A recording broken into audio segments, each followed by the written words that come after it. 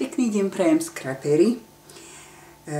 Alena je znova s ďalším projektom pre Scraper Atelier a dnes vám ukážem takú, ja neviem či zaujímavú, ale videla som na internete takýto zásobník pre nožnice.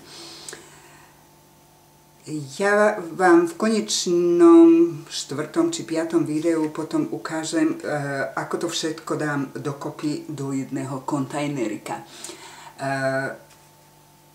Tento zásobník na nožnice je zložený z papiera.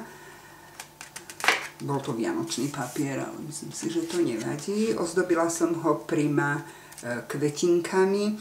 Má raz, 2, 3 vrecúška, čiže 3 nožnice sú vo vnútri a ozdobila som ho ešte takouto servítkou. Použila som aj ozdobné vlnkovité nožničky, či ich mám tu, nie, to sú trochu iné.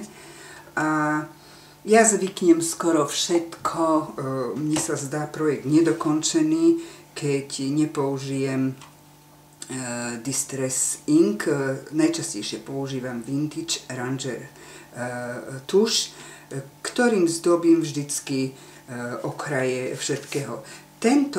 Na tento projekt, keďže som sa bála, že sa bude rozlepovať, nožničky sú pomerne ťažké, som použila šiaci stroj, čiže zošila som túto stranu a tým pádom je tento držiak na nožničky alebo zásobník na nožničky pomerne pevný a dá sa postaviť do nejakej krabičky.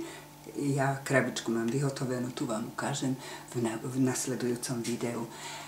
Teším sa, že sledujete moje projekty a projekty mojich kolegyň z design týmu v Scraper Atelier a prajem vám krásny tvorivý deň. Majte sa pekne, dovidenia.